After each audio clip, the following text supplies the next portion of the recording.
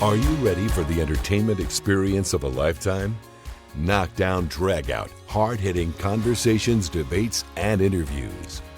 Well, if you said yes to any of these questions, sit back, relax, and enjoy something like no other. This is the Isolation Series podcast, presented by the Scott Robles team at Douglas Elliman Real Estate, by wellbeingsperformance.com for all your online meeting needs, by Barbarian Steakhouse, Canada's premier upscale restaurant. For more information, go to barbarians.com, by imprintpilates.com Toronto and the Greater Toronto Area's premier Pilates studio, and by the Toronto Immune and Digestive Health Institute. For more information, go to tidhi.ca. Here now is your host, Spencer Miller. Hey guys, and welcome to today's episode of the Isolation Series with me, Spencer Miller. Very pleased to be joined by my guest today, another dear friend of mine, and he is the play-by-play man for the Toronto Raptors and first-time guest on the Isolation Series, Matt Devlin. Matt, welcome to the Isolation Series for the very first time, my friend. Well, thank you so much for having me. I appreciate it. Yeah, let's jump right in. I want to get your thoughts on this current Toronto Raptors squad as we sit here and do today's episode of the podcast. They currently sit at 20-18, which is good enough to be in the 8th position currently in the Eastern Conference after losing a close game against Chris Paul and DeAndre Ayton and Devin Booker and the Phoenix Suns team last night, 99-95. My question to you is, what do you make of this Raptors team this year as opposed to other years? Because it is so surprising to me with such a young squad and a team that has only realistically been together at full strength for about 6 contests out of 38 contests so far this season. It shocks me that they are where they are. Well, it's a great point when you think about this team and coming out of training camp and Pascal Siakam with the shoulder injury, right? The surgery, coming back then early in the season, November 15th, after that game in Portland, the hip pointer for OG Anunoby, and then, of course, the health and safety protocols. And in that top 8, having their top 8 available has happened just one time. And to your point about having OG and then Pascal, and then also Fred VanVleet and Scotty Barnes is happened, 6, 7, 8 times over the course of this schedule thus far. So I'm really encouraged. Going into yesterday's game against the Phoenix Suns, they had the 12th best record in the NBA. I mean, that's how deep the Eastern Conference is. And last night, not having Gary Trent Jr. and the outstanding rookie Scotty Barnes to be able to play the way they did. They missed some free throws, as we know, but they guarded last night. And I was just really encouraged by that. Fred's been, I've been calling him Freddie All-Star. And, he's just been on an absolute tear, which is great to see. And then Pascal Siakam, someone that over the last 7 games, he's averaging better than 6 assists, and he's been leading the team in total assists during that time. So that's encouraging. And then OG Anunoby last night was the first time since November 15th, which was that game in Portland. And then, of course, he had the hip pointer in practice. That was his 8th game back. And the Raptors are 7-1. So last night was the first time that they lost since he's been back. So we're just starting to see the team come together, just starting to see the team gel. And it kind of is intriguing. Where are they going to be here, between now, the All-Star break, and, where do they go from here? I'm encouraged by what I've seen. Would you agree that the Toronto Raptors as an organization have adopted the Pittsburgh Steelers sort of model over the last decade or so in terms of the fact that they had the great Dwayne Casey at the helm for 8 seasons? Now this is Nick Nurse's 4th season, and Masai Ujiri and Bobby Webster have been there for the large part of the decade as well. And it reminds me similarly, like I said, of the Pittsburgh Steelers, where they had the great Chuck Noll, then they had the great Bill Cowher, and now they've had the great Mike Tomlin forever. Only three coaches in the last 50 years or something like that. Do you see parallels between the two organizations as far as that goes? Well, it's an interesting point because I think stability is key. And that, as you were saying that, of course, the Steelers, you also have to find the right people. And that's something that Masai and Bobby have. And then I also, from an NBA perspective, think about Miami, the Heat, and think about San Antonio. The great run, obviously, Greg Popovich, Eric Spoelstra, the longest tenured head coach in the Eastern Conference with the same team. And then, prior to, Eric Spoelstra, you had Pat Riley and also Stan Van Gundy for just a little bit, and then Pat Riley prior to that. So, there is something to be said for stability. And you think about the Steelers and what they've been able to do, and they're not reactionary, right? From a game to game perspective, they look at the totality of the roster, of the work that has been done, over the course of not only a season, but seasons. But it's also knowing who you have as a leader. And the word that gets used so much is culture, right? What is the culture, that you have inside that room, the locker room, the dressing room, and then also the accountability when it comes to, practices and practice plans. And when the ball goes up in the air, or when the ball is kicked off, exactly the adjustments that are made throughout the course of a game. So it is a great point that you make, that stability that you have, allows for the success that the Steelers have had for many years. And then if you think about the Toronto Raptors, I kind of take last year and put it aside, right? Only team to be removed from their home, city and facility, playing in Tampa, that the Raptors have been able to do what they've done. It's been, speaks so much about the development, right? It's not just one thing. It's the players you draft, it's the players you pick up, it's the players you trade for, it's the development, it's the coaching, it's all of those things that go in. And at the top of that, you have, the vision that allows for that stability. What would you say is the magic surrounding Nick Nurse as a coach, though? Because we've seen many coaches in the NBA, whether it be Phil Jackson, Pat Riley, whoever it is, and they're great coaches, absolutely. And the argument could be made, and it was made at the time, that why fire Dwayne Casey after such a successful run and coming off of winning Coach of the Year? You fire him and go in a different direction with one of his top assistants for a number of years in Nick Nurse. There was a lot of criticism going into that. And then people very quickly forgot about that narrative because of the instant success that Nick Nurse had, and then bringing it into 2019, culminating in our first championship. But year after year, no matter what lineup Nick Nurse has in front of him, if he has 7 of his starters out or whatever, he still gets the best out of whatever lineup he puts on the floor, in the likes of which that I've not seen in a long, long time. How do you explain it? Because you and I've seen basketball for a lot of years now. Yeah. Yeah. It's interesting. I think about, one of the things that Nick repeatedly talks about is compete level and effort.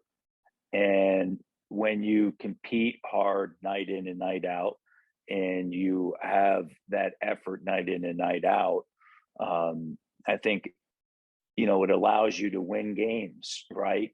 And you think about the great run, obviously, the Raptors, have had over the course of the last seasons, and just having players, identifying players that compete at a high level. And then you have that foundation, and then you add in that ability, and you talk to players, right? That, he is willing to make adjustments, and he's not afraid to try something different that hasn't been done in the NBA before. And we know the stories of the box and one or triangle and two and all the different, defenses that he has used throughout the course of the years. But you talk to coaches around the NBA, and now all of a sudden, since the Raptors have won, a title in 2019, you're seeing more teams and more coaches, being willing to try different things. And Nick has said this, that, nothing in his mind replaces being a head coach at any level throughout the course of your coaching career, because it allows you to learn. And he's been, the longest stretch of time that he was an assistant coach was when he was with the Toronto Raptors, right? Prior to that, as we all know, he was a head coach at multiple different levels, throughout the course of the years and at the minor league level. So having players that compete, the effort, but then the willingness to adjust on the fly and his ability to see what's developing once a game goes. It's why so many times, and you listen to him in a pregame presser, well, okay, what are you going to do here? What are you going to do there? Well, his response will, well, we'll see how the matchup, goes tonight, because as we know, the NBA is a matchup league. And so he'll make those adjustments. And when you go back to that 2019 run, I always look back at the second round series against Philadelphia, Spencer, where the Raptors, despite having, both Serge and Mark in the lineup prior to the playoffs, they had played all the 31 games together. And then all of a sudden that became a necessary, piece to beating Philadelphia in that second round, going big like that. And he had those pieces on the roster. The roster construction was unbelievable. And then he, was willing to make those necessary adjustments ultimately that culminated in, that 2019 title. In your opinion, with Fred, Pascal, OG, the great upstart rookie, and Scotty Barnes and Ken Birch and things like that, what do you think the ceiling for this team as it is currently constructed can be? Because we know that the NBA trade deadline is still to come, obviously, and hopefully there are a couple moves here to sort of bolster the team for the stretch run there, like Masai and Bobby have been known to do in previous years. But what do you think the ceiling for this young squad is? Well, I think that's something that we're still watching and we're still learning, because as we talked about earlier, the injuries, right? And then the health and safety protocols, and only having just a very small sample size to watch this team. So that to me is what is really intriguing about this group, is that, Gary Trent Jr. is in his fourth year. He's only 22 years of age, and OG is 23 years of age. And, Ken Birch of the group that we just, talked about is, the oldest of the bunch. And so you have Precious Achiuwa, who's 22, and, Fred and Pascal, 27, years of age. So there's so much more to learn about this group.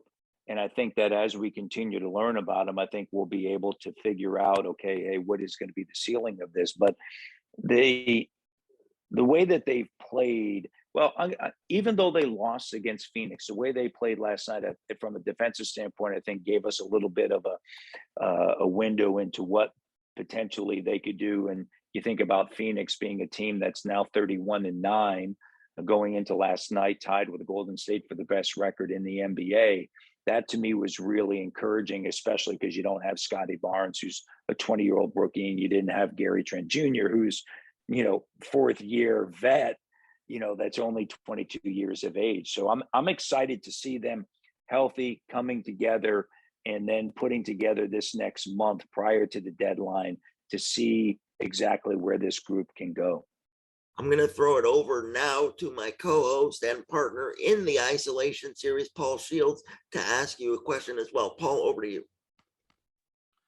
Thanks, Spence, and thanks again, Matt, for joining us. Just curious, as we look at the rest of the season here, what are sort of some of the X factors or maybe the underlying stories that people might not be looking for? We know about Scotty Barnes and his great rookie season. We know about Pascal and Fred VanVleet, but what are some of those underlying stories that fans should look for in the second half?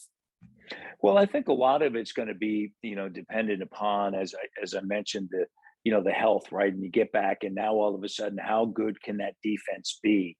And having those top eight players back, because Nick Nurse has always talked about, hey, it starts at the defensive end, and then our offense will emerge. So to me, I'm really interested to see. Okay, we've seen this big lineup where you don't have a traditional point guard. We know that he starts a group that doesn't have a traditional big, but yet you have these other pieces that can come off the floor. So those are kind of the storylines of, okay, how this team is playing. And then can you now string together some games from a defensive standpoint? Fred VanVleet has played at an all-star level. He's averaged going into last night 31 points over a six-game stretch. Pascal Siakam, to me, really enables a lot of that bigger lineup to happen because, playing essentially a point guard role, point forward role, where over the last 7 games, he's led the team in assists, better than 6 assists a night in total assists as well. OG, it's been a small sample size. This is a team that, unfortunately, had a long stretch without him because of the hip pointer. Getting him back healthy and him putting together a stretch. I think we've all seen OG and what he can provide. Now, can you a consistent level night in and night out, because he's such a great defender and his offensive game continues to emerge. Precious Achua, does his game continue to emerge? We're starting to see that comfort level happen, for the 22-year-old second-year player, and I think that that's important. You mentioned Scotty Barnes. I mean, he just keeps getting better and better. His vision's unbelievable. Gary Trent Jr., we know he can get his shot. He's been a tremendous defensive player. And so for me, I really, Paul, just want to see, those top 8 players back and getting a chance to see the chemistry that will emerge from that, because, this is a team that I think it's surprised, a lot of people, to say, hey, you're 2 games now above 500. You're right there in that playoff mix. And this is a team that hasn't even, had a stretch of games where they've been, healthy. So I'm looking forward to that. That to me is kind of that underlying story, right? We know individually all these different players and the pieces, but then collectively, Paul, what will they do together? And that's what I'm looking forward to seeing. We know that the United States and Canada are handling this pandemic vastly differently. You are doing the road games largely right now from the Rogers Center and a studio there with your colleagues and things like that. I want to get your thoughts because the greatest Raptor of all time, Kyle Lowry, is scheduled to play his first game back in Toronto coming up here in not too long from now. And with the way things are going, I don't think fans are going to be in the stands for that first game back. How sad is that? Even though we need to be safe and we need to do this right, how sad is it that the fans aren't going to be able to do that first game back and give him all the love and all the flowers that he very well deserves? Well, he is deserving, and as we know, I think all of this, how do you predict what's going to happen later today or tomorrow? So I don't know, as we, move closer, what's going to be there, what's on the horizon. It is, to your point, we've called Rogers Center, Dome Productions there, Gate 5 at Scotiabank Arena. We've been to Oakville for some games as well, at Dome Productions there. The production crew has done an amazing job putting things together last minute to get these games, broadcasts. And in fact, as we're talking right now, I'm in my kitchen and in my office, we're putting together a at-home broadcast kit just in case the event that you may, need one. And so it continues to evolve on a daily basis. So I will say this, that not having, fans there, it's just odd, right? You're in that arena. You're used to seeing 20,000 fans there. I know that the fan base misses being there. We miss having them there. I know the players miss having them there. 16 of the next 22 games are going to be on the road, so they're going to have that. And I know, who misses the fans the most, Spencer, is the Raptor. He's the loneliest mascot around.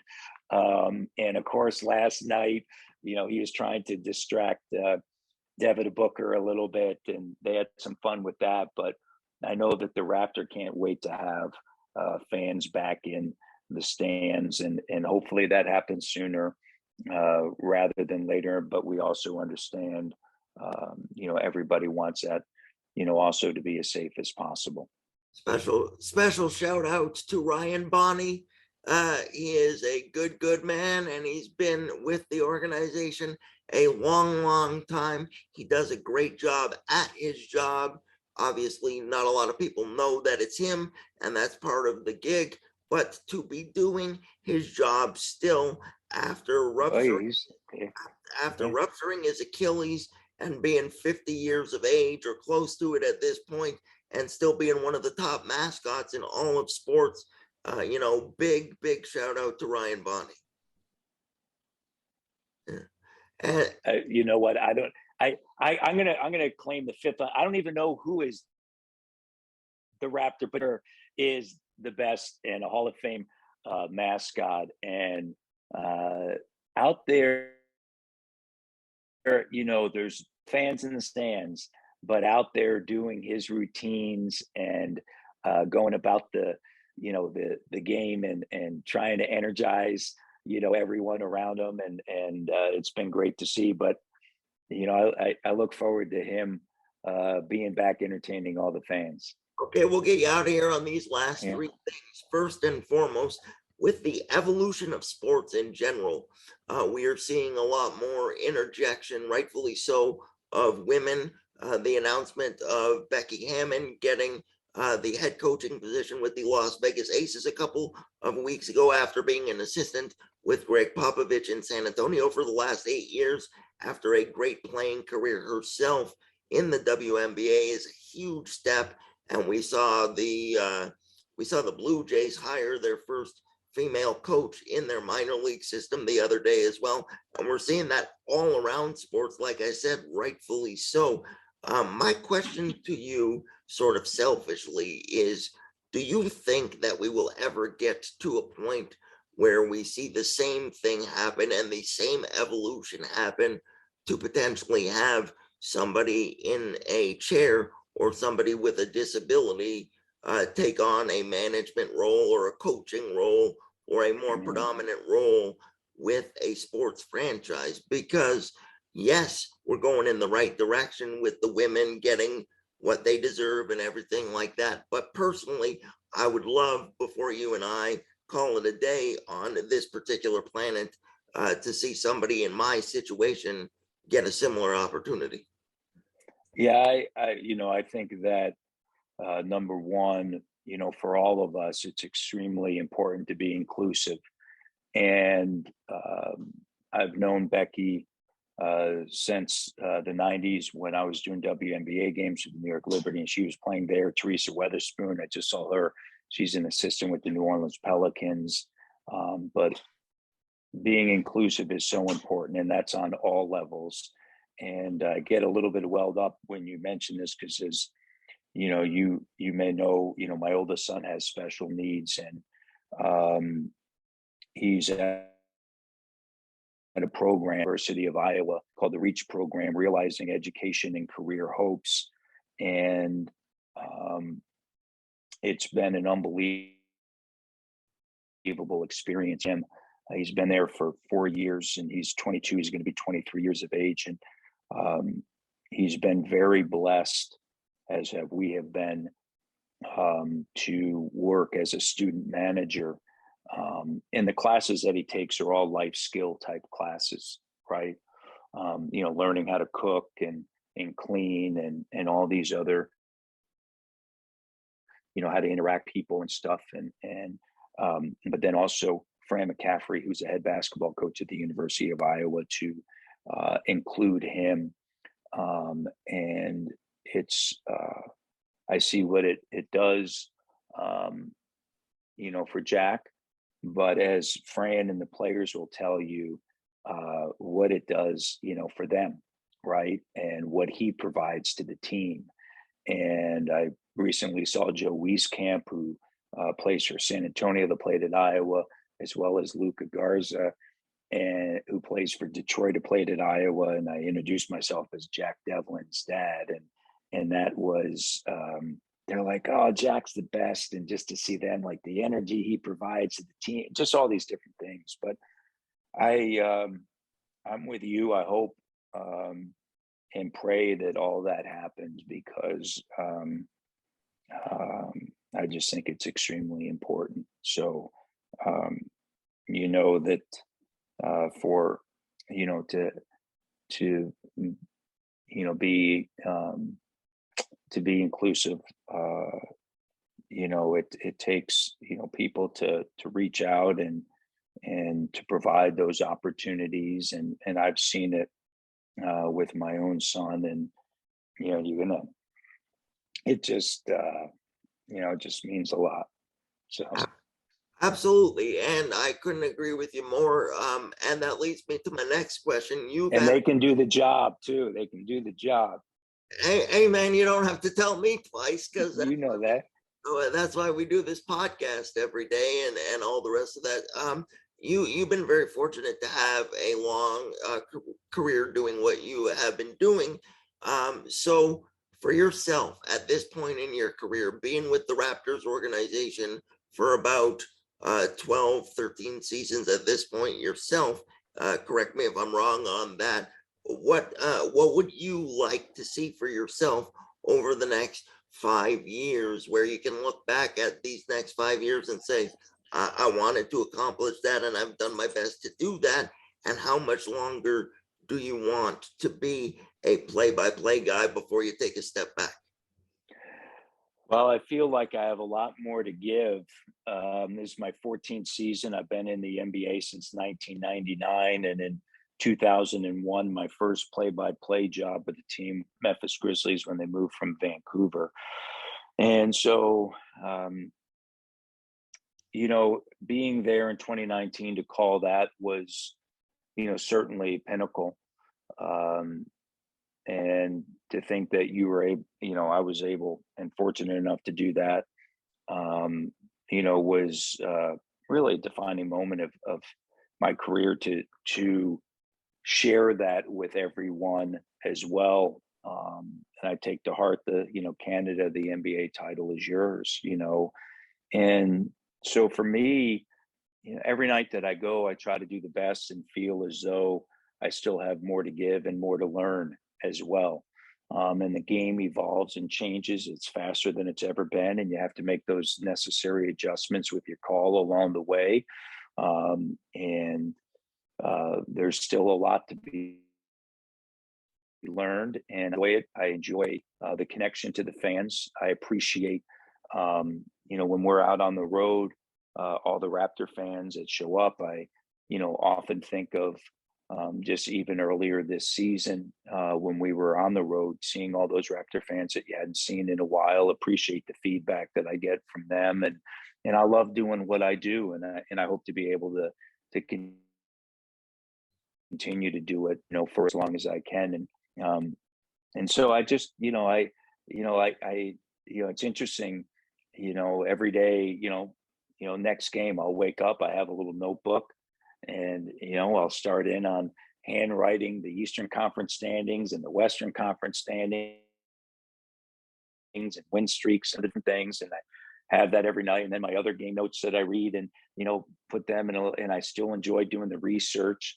I still enjoy going to the gym, and still enjoy having the interactions, although last couple of seasons because of COVID, not as much, but the interaction with the players, right? And talking to them and learning more about them. And then you hope you're, that with players and, learning about them, and you share that with the fan base. So I'm hoping, Spencer, that, it just, it continues, and, we see another great, Raptor run here soon enough.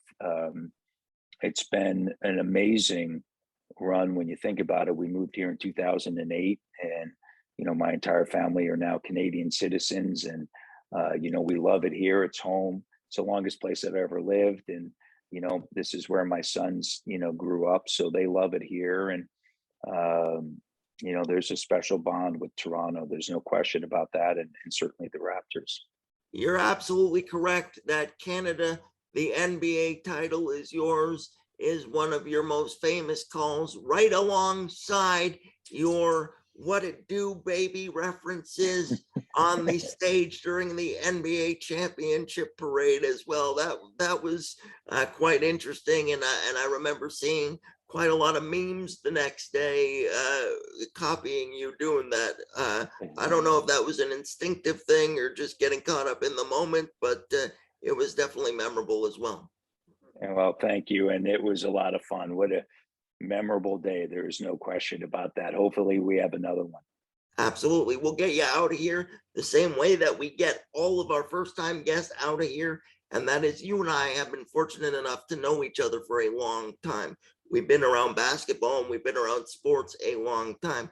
Do you have any Spence moments or Spence memories that stick out to you? Because it's one thing hearing about our friendship from my perspective.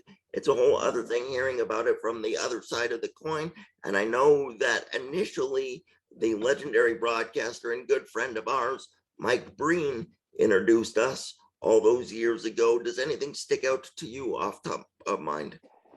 It's interesting. I was thinking about that when we first came on, and I think just having the ability to and just talking hoops with you more so than anything, because you're so knowledgeable, right? So every time, and you get the questions, right, and like it's like you're filling in me on stuff that and stuff like that. So to me, that's always been it, right? Where it's just having that hoops conversation that I think all of us love to sit around and talk about basketball. And that's certainly something with you that every time that I see you, I know, like, okay, man, we're getting into a good hoops conversation today, Yeah. And just to go off of what we were saying earlier a little bit, I think that speaks to also the fact that I've spent most of my life trying to dispel the preconceived notions about disability and wheelchair and things like that, because yes, you recognize that when you first meet me and things like that, but whether it's Mike Breen or yourself or whoever, within 5 minutes of talking to me, the wheelchair goes away, or at least I think it goes away, just based on the merit of conversation. Totally, for sure. There's no question about it. And the level of knowledge that you have, right? And breaking stuff down. And that to me is always the fun part of it. There's just no question about it. Well, Matty D, I certainly appreciate you taking the time out of your busy schedule to join me live from your kitchen on this Wednesday edition of the Isolation Series. And I look forward to having you on again in the not too distant future, hopefully talking about a first round playoff matchup for the Toronto Raptors, my friend. Thank you very much for joining us today. Thank you. I appreciate it. For Paul Shields and Matt Devlin, I'm the best looking one out of the three of us, Spence, and this has been another edition of the Isolation Series. We'll see you again tomorrow. Bye-bye. And Paul, please tell people all about some more whole grain goodness that is us. Folks, be sure to check us out on podbean.com by going to theisolationseries.podbean.com. There you'll find the audio-only versions of the podcast, including all of our past amazing interviews. One more time, that's theisolationseries.podbean.com. And hey, don't forget to follow us on Instagram. It's at @VSpencerMiller and at Pauly Shields, Pauly spelled Pawly. So find us on podbean.com, follow us on Instagram, and don't forget to like, share, and subscribe. And once again, everybody, thank you for watching and or listening and supporting this thing we like to call the Isolation Series. For Paul Shields, I am Spencer Miller, and we will see you again very, very soon. Bye-bye.